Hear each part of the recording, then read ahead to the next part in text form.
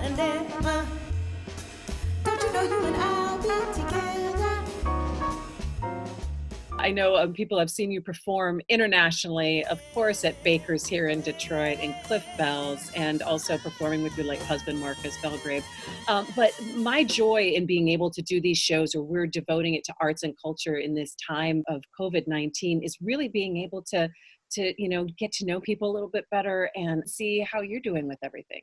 Well, there's positives and there's negatives. I mean, obviously, the gigs for this year are gone.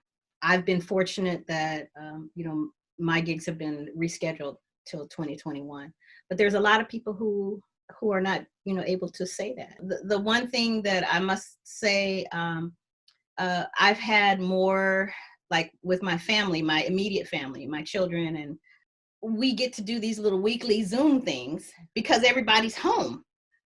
Also, one of the things that I've been doing is checking in on our older musicians, our jazz legends, and making sure they're okay. I want to believe that we will get back to some sense of normalcy, but this virus is deadly. We have to take it seriously. I mean, Joan, have you had personal loss? Absolutely, yeah. And I'm sorry. When I see people who are not taking it seriously, or people who are saying, oh, our rights are being violated because we're being made to stay home, I'm like, you might be okay, but you're going to transmit it to somebody that I love. And having lost someone that I love, many people, that it's ridiculous. Stay home. It's nothing is that serious that it's worth your life. People talk about being able to go out and get back to work and make money. What good is it going to do if you're 6 feet under? What good is that going to do if you're not here to see your family and to hug your children? I can't wait to get back to a time when I can hug my grandbabies. I wrote this song called I'm Not Going Anywhere. It's helped me understand that those that we love are going to be with us no matter what. That's the only way that I can deal with it, because I know now I'm not going anywhere. I'm here. There's no need for you to doubt. Don't fear. I know your heart is full of pain and you're tired of the rain.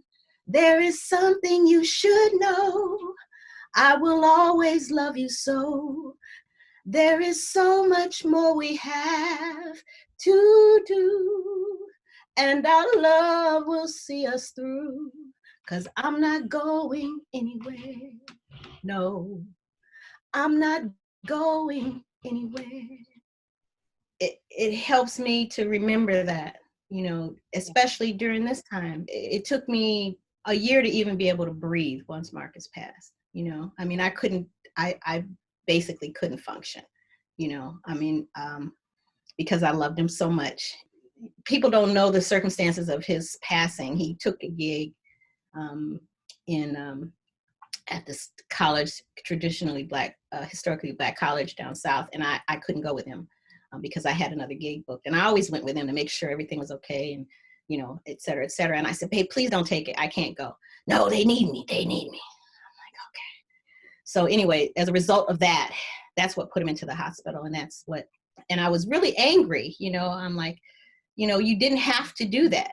But then I realized it was so important to him to give to those students that if it meant his life, that was something he was willing to sacrifice. But it took me a while to get there, and that's when I wrote that song. And I think that that has helped me during this time. It's different because it's not by choice. It's a collective grief, though. That's what you're tapping into, and having had to move through that. Yeah, you're equipped in a different way, right? To help people, and I think that there's something beautiful about your song and what you're really your roots in singing in the church choir, and that informing the song choices and the way that you're able to Absolutely. I think deal with grief through music. Music brings people together. I sing jazz, I sing blues, I sing funk. One of the things that I learned through jazz is that music is just conversation. And if you can have a conversation musically with the band, with the audience, then you've done what your purpose is. We need to open the lines of communication, reach out to people and say, it's going to be all right. I know it's tough right now. It's tough for all of us, but you know what? The alternative is not being here. Okay. So do whatever it is that you need to do, because I want to see you on the other side. The seasons come and go, and I'll be right there with you, don't you know?